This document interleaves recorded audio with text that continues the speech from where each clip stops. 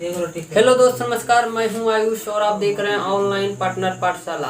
आज मैं आप लोगों को कक्षा 10th का मैथ स्टार्ट कर रहे हैं और हम लोग इस मैथ को बेसिक से हाई लेवल तक जाएंगे। सबसे पहले हम लोग बेसिक पढ़ेंगे और बेसिक का जो कॉन्सेप्ट होगा सबसे पहले उसको समझेंगे, रटेंगे नहीं। उसको सबसे पहले क्या करेंगे, समझेंगे। समझने के बाद एक्सरसाइज पे जाएंगे और एक्सरसाइज पे हम लोग 1 बाय 1 क्वेश्चन को सॉल्व करेंगे, ठीक है, अपने भाषा में, ना कि गणित की भाषा में, ठीक है। चलते हम लोग वास्तविक संख्या, जिसको हम लोग क्या कहते हैं, अंग्रेजी में रियल नंबर भी कहते हैं। चलिए यहाँ पे हम संख्या लिख देते हैं। देखिए पहला ही हो गया वास्तविक, और यहाँ पे यदि दूसरा करें तो क्या, काल्पनिक संख्या, ठीक है। तो वास्तविक का मतलब जो वास्तविक में है, काल्पनिक का मतलब जो हम लोग कल्पना करते हैं। चलिए वास्तविक संख्या कहेंगे तो दुनिया का जितना भी नंबर है, देखिए कौन कौन वास्तविक में, हम लोग सबसे पहले प्राकृतिक संख्या किसको कहते हैं भैया, इसको हम लोग n से सूचित करते हैं, और इसका अंग्रेजी में प्राकृतिक संख्या को नेचुरल नंबर कहते हैं। क्या कहते हैं, नेचुरल नंबर। इसीलिए इसको हम लोग n से सूचित करते हैं, और इस जो 1 से स्टार्ट हो उसको क्या कहते हैं हम लोग, नेचुरल नंबर, इन्फिनिट तक जाएगा। दूसरा यदि बात करें तो आप जानते हैं कि पूर्ण संख्या, क्या, पूर्ण संख्या, और इसको हम लोग W से सूचित करते हैं। किससे करते हैं, W से, क्योंकि पूर्ण संख्या का अंग्रेजी में इसको क्या कहते हैं, होल नंबर, ठीक है। चलिए इसमें 0 से स्टार्ट होता है, कहां से, 0 से, और इसको इन्फिनिट कर लेंगे। तीसरा यदि हम बात करें तो होता है पूर्णांक संख्या, पूर्णांक संख्या, इसको हम लोग Z से सूचित करते हैं। इसको अंग्रेजी में कहते हैं इंटीजर नंबर, मगर इसको सूचित किससे करते हैं, Z से। आप क्लास 9th का चैप्टर 1 में पढ़ें कि Z से इसको क्यों सूचित करते हैं, ठीक है। तो इसको अभी फिलहाल हम किससे सूचित करते हैं, Z से। और ये पूर्णांक संख्या एक ऐसा संख्या है ना जिसमें धनात्मक, ऋणात्मक और साथ में क्या हो, 0 हो, उसको क्या कहते हैं, पूर्णांक संख्या कहते हैं। और एक ऐसा पूर्णांक संख्या एक ऐसा नंबर है, ऐसा संख्या है जिसमें प्राकृत, पूर्ण, सम, विषम, अभाज्य, नहीं, ऋणात्मक, धनात्मक, इस सारा संख्या का मिला हुआ क्या है, एक परिवार के रूप में है, ठीक है। चलिए तो पूर्णांक संख्या, तो हम बात करें -6, -5, -4, -2, -1, 0, 1, 2, 3, 4, 5, 6, और आगे तक जा सकते हैं, इन्फिनिट तक, जहां इधर भी उधर भी इधर भी। चलिए हम लोग चौथा बात करते हैं अब परिमेय का। परिमेय संख्या जिसको रेशनल नंबर कहते हैं, इसको हम लोग किससे सूचित करते हैं, R से या Q से। किससे, Q से या R से, ठीक है। तो देखिए ये क्या होता है, सबसे इंपॉर्टेंट है परिमेय संख्या। और आप परिभाषा रियल नंबर का यदि पढ़ेंगे, वास्तविक संख्या, तो आपको कहा जाता है कि परिमेय संख्या और अपरिमेय संख्या का मिला हुआ एक समूह को क्या कहते हैं, वास्तविक संख्या कहते हैं। तो चलिए परिमेय संख्या मतलब कहने का कि जो संख्या P/Q के रूप में हो, वैसा संख्या जो किस रूप में हो, P/Q के रूप में हो, और P का वैल्यू, P क्या है, P और Q क्या है, तो और यहाँ पे एक शर्त है, Q का वैल्यू कभी भी 0 नहीं होना चाहिए। तो आप कह सकते हैं P और Q है क्या सर, तो आप बोल सकते हैं कि क्या है, पूर्णांक संख्या है। कैसा पूर्ण संख्या है, पूर्णांक संख्या। मगर इसी को स्पष्ट कर दें, क्योंकि Q का वैल्यू कभी 0 हम लोग नहीं ले सकते। क्या नहीं ले सकते हैं, 0 नहीं ले सकते हैं। क्या नहीं ले सकते हैं, 0 नहीं ले सकते हैं, ठीक है। और इसका धनात्मक और ऋणात्मक ले सकते हैं, मगर P का वैल्यू आप 0 भी ले सकते हैं, धनात्मक भी ले सकते हैं और ऋणात्मक भी ले सकते हैं। अब इसमें एक पॉइंट और है, कहता है कि P और Q का क्या होना चाहिए, P और Q का HCF 1 होना चाहिए। मतलब दो पूर्णांक संख्या का क्या होना चाहिए, एचसीएफ एक होना चाहिए, मतलब को प्राइम होना चाहिए। दो पूर्णांक को प्राइम कब होगा, जब उसका एचसीएफ कितना होगा, एक होगा। जब उस दोनों संख्या का एचसीएफ कितना होगा, एक होगा, उसको हम लोग कहेंगे परिमेय संख्या। यदि आपको लिख दे कि 2/4, क्या लिख दे, 2/4, देखिए यहाँ पे लिख दे भैया कि देखिए यहाँ पे 2/4 क्या परिमेय है, 2/4 जो है परिमेय है। तो आप बोल सकते कि सर नहीं, क्योंकि 2 और 4 का यदि एचसीएफ निकालते हैं तो 2 आएगा, क्या आएगा, 2 आएगा। और हम क्या बोले कि 2 परिमेय संख्या वही होगा जिसमें P और Q का एचसीएफ कितना होना चाहिए, 1 होना चाहिए। कितना होना चाहिए, 1 होना चाहिए।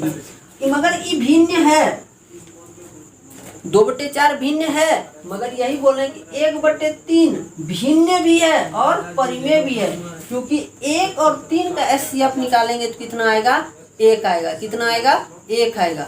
तो मतलब कहने का P और Q का, देखिए ई क्या है, 2/4 का ओरिजिनल रूप क्या होगा, 2/4 का ओरिजिनल रूप देखिए 2 एकम 2 2 दूनी 4, ओरिजिनल रूप 1/2 नहीं।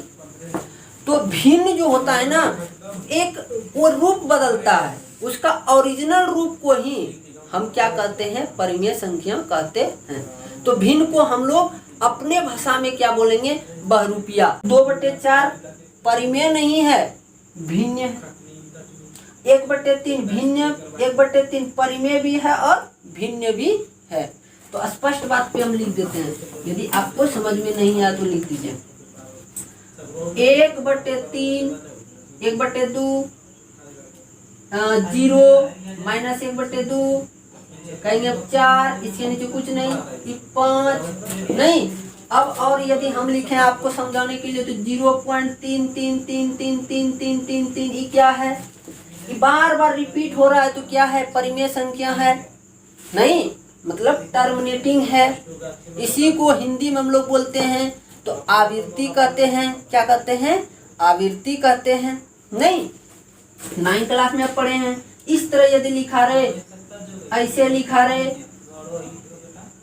ये क्या है, इसको आप परिमेय बोल सकते हैं, क्योंकि बार बार 10 10 10 10 रिपीट हो रहा है। इसी को हम लोग इस रूप में लिख सकते हैं। 0.3 को इस तरह रेकरिंग चढ़ा देंगे तो ये देखिए रेकरिंग वाला क्या हुआ, परिमेय हो गया।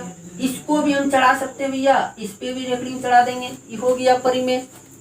बात बुझे, तो आपको समझ में आ गया होगा। बस याद रखना, बस देखना वीडियो को। चलिए हम अपरिमेय का बात करते हैं इसी पे। तो अपरिमेय यदि बात करें तो आपको समझ में आना चाहिए कि जो परिमेय नहीं होगा वो क्या होगा, वो अपरिमेय होगा। जो परिमेय नहीं होगा वो क्या होगा, अपरिमेय होगा।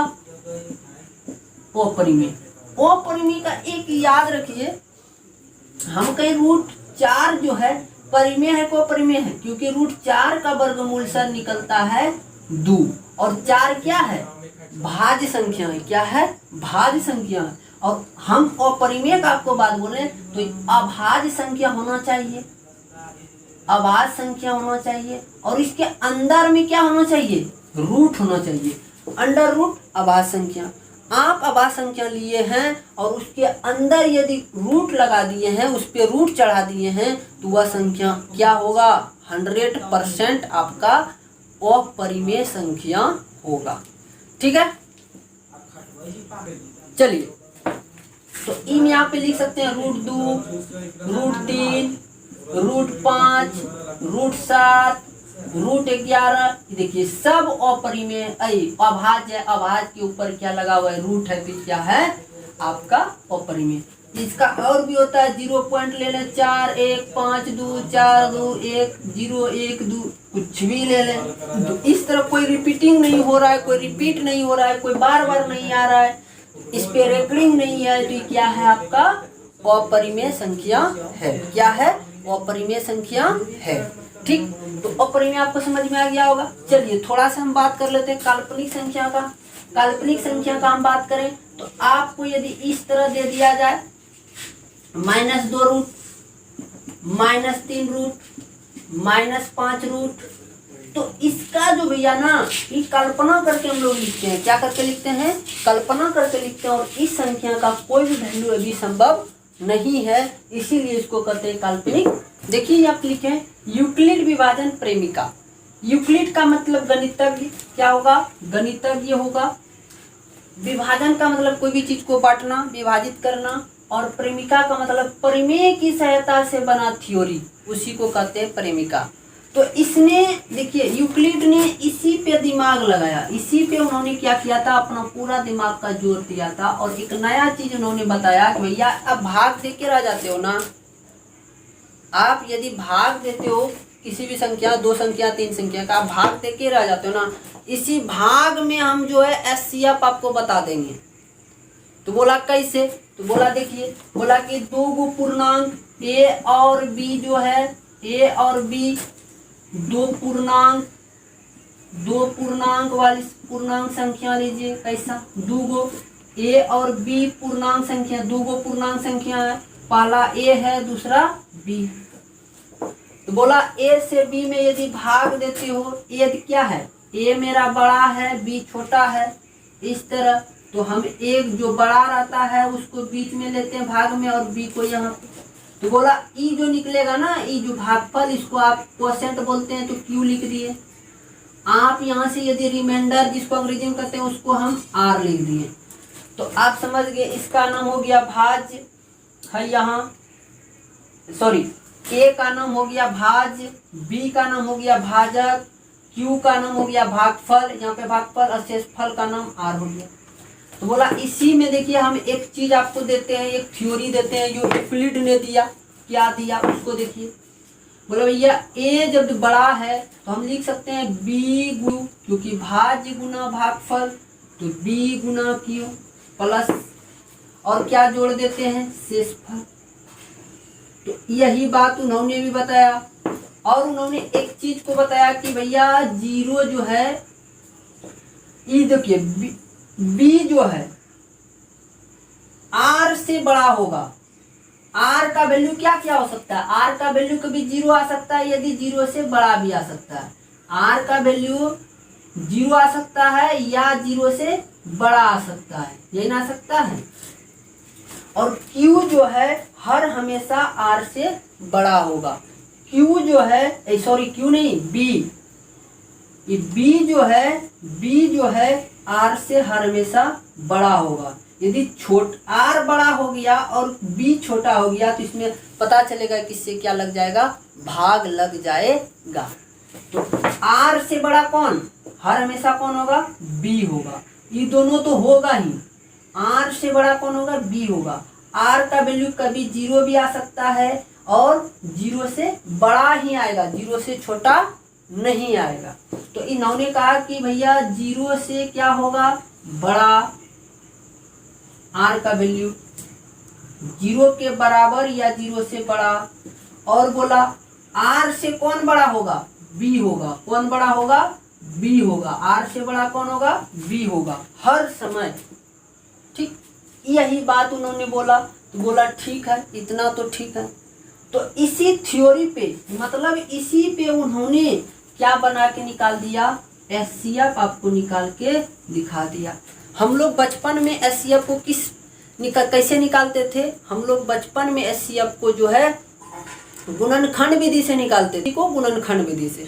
मतलब वो बहुत छोटा है, क्योंकि जब आप बड़ा बड़ा डिजिट लोगे ना, बड़ा बड़ा नंबर लोगे, तो उस निकालने में आपको बहुत ज़्यादा समय का बर्बादी होगा। हो सकता है आप उससे परेशान हो जाओगे, जिसके कारण उसे आप उकता के छोड़ दोगे।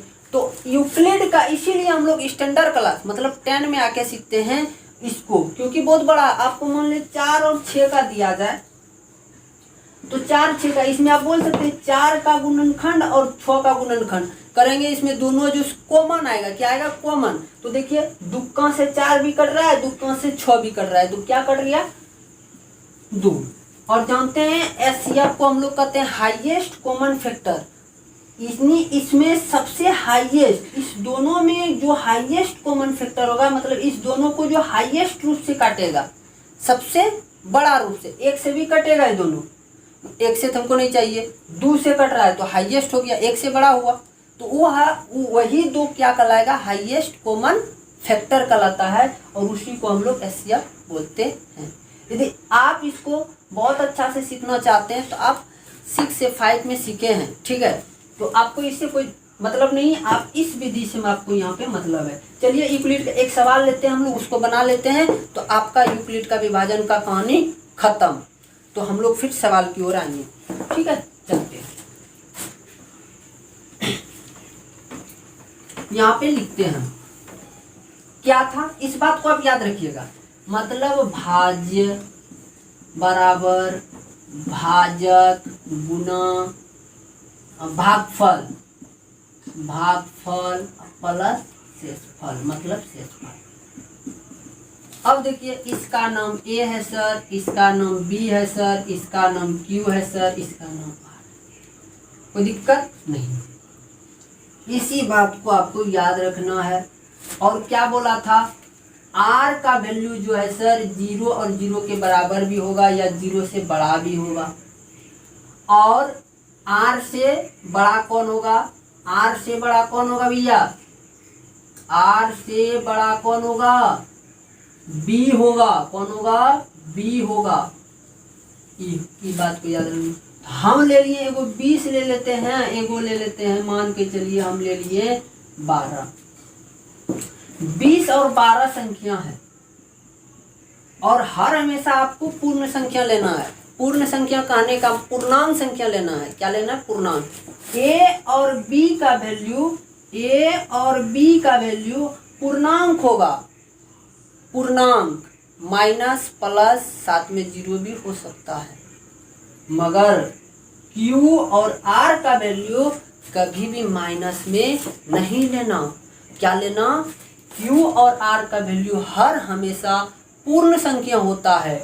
Q और R का वैल्यू हर हमेशा क्या होता है, पूर्ण संख्या होता है, मत। और A और B का वैल्यू क्या होता है, पूर्णांक होता है। आप इस पे ध्यान रख सकते हैं, ठीक है, आप ध्यान रखिए इस पे, ठीक। चलते हैं हम लोग आगे, तो इस बात को करके देख लेते हैं। तो आप ऐसी अब इसको भाग विधि से निकालिए। देखिए जो बड़ा है उसको बीच में, जो छोटा है उसको यहाँ पे ए हो गया, ई हो गया आपका बी, आपको निकालना Q और R है। तो एक बार यदि भाग देते हैं तो कितना आएगा, 12 हो गया, इसमें घटा दीजिए 8 आएगा। अब जो 8 शेषफल बचा, 0 तो नहीं है, 8 आया। देखिए 12 से छोटा 8 है ना, तो यही कंडीशन हर हमेशा होना चाहिए। तो अब हम लोग फिर 8 में इस 12 से भाग देंगे। देखिए 8 से भाग देंगे 12 में, 8 से भाग देंगे 12 में एक बार में, तो देखिए एक बार में 8 हो गया, तो बचा करता 4। देखिए फिर 8 बड़ा 4 छोटा, क्योंकि 4 शेषफल है, 8 मेरा क्या है, ई भाजक है। चलिए फिर इसमें इसे भाग दे दीजिए भैया, इसी बात को भी लिखेंगे, तो 4 दूनी 8। क्लियर। आपका शेषफल अब क्या आ गया, 0। जब शेषफल 0 आ जाए, इसके जस्ट बाद, इसी के जस्ट भाजक क्या है, 4 है। इबला भागफल का भाजक, इबला भाजक क्या है, 4 है, जिसका शेषफल 0, 4। तो 4 ही आपका क्या हो गया, एचसीएफ हो गया। 4 को ही आप बोल सकते हैं एचसीएफ। यहाँ पे हम बढ़िया से लिखते हैं इस मेथड के द्वारा। बड़ा क्या है, 20 है। देखिए 12 गुना 1, 12 गुना 1, और जोड़ में क्या, शेषफल लिख दीजिए। फिर बीच में 12, तो यहाँ पे 12, फिर 8 गुना 1, फिर शेषफल क्या बचा भैया, 4। जब तक शेषफल 0 नहीं आएगा तब तक ये करते रहना है। इसी का नाम है भाग विधि, और इसका नाम है यूक्लिड विभाजन प्रेमिका। चलिए आगे, अब इसमें क्या है, बीच में 8 ले लिए, यहाँ पे क्या लिया, 4 ले लिए, यहाँ पे क्या आया, 2 ले लिया, शेषफल 0। तो अब जिसका शेषफल 0 आया ना, उसके ऊपर चले जाइए सब, या तो आप इस शून्य शेषफल जिस जगह 0 आया उसी जगह से ऊपर चले जाइए, या आप इसका फर्स्ट वाला को देखिए, यही दोनों सेम है और दोनों एक ही चीज है। आप इसमें कह सकते हैं कि भैया क्या, इसका एचसीएफ 4 होगा, क्या होगा, 4 होगा।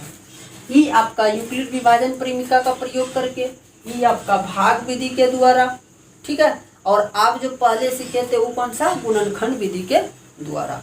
तो इससे आप छोटा छोटा चीज को ऐसे भी निकाल सकते हैं। जैसे हम बोलेंगे इसको फैक्टर मेथड से निकालिए, मतलब गुणनखंड विधि से निकालिए। तो आप 20 का गुणनखंड लिख दीजिए पूरा। कहें भैया कि 20 का गुणनखंड क्या होगा, 1 से भी कटेगा, 2 से भी कटेगा, 4 से भी कटेगा, 5 से भी कटेगा सर, 10 से और 20 से कटेगा। और यदि यहाँ पे बोले 12 का लिखिए तो 1 होगा सर, 2 होगा सर, 3 होगा सर, 4 होगा, 6 होगा और 12। अब इसमें जो जो सेम आ रहा है, क्या आ रहा है, जो जो सेम आ रहा है इसको घेर दीजिए, जो जो सेम आ रहा है उसको घेर दीजिए, घेर दिए, ठीक। और इसमें कुछ सेम आ रहा है नहीं, तो इसमें कॉमन फैक्टर, कॉमन फैक्टर इसमें क्या आया, कॉमन मतलब उभयनिष्ठ दोनों में, कॉमन फैक्टर इसमें क्या आया, मतलब कॉमन गुणनखंड क्या आया, हिंदी लिख देते हैं। कॉमन गुणनखंड इसमें क्या आया, तो 1 आया सर, 2 आया सर और 4 आया सर। तो इस गुणनखंड में सबसे बड़ा कौन है, तो 4 है। तो HCF आपका 4 ही होगा, क्योंकि H का नाम है हाईएस्ट, C का नाम है कॉमन, F का नाम है फैक्टर। हाईएस्ट कॉमन फैक्टर इसमें क्या हुआ, 4 आया। इसी को हिंदी में MOSW कहते हैं, महत्तम समवर्तक। नहीं तो उम्मीद करते हैं कि आपको ये हम जितना भी बताएं यूक्लिड विभाजन और रियल नंबर यानी वास्तविक संख्या, तो आपको समझ में आ गया होगा। यदि आ गया भैया तो आप मेरे चैनल को सब्सक्राइब कर लीजिए और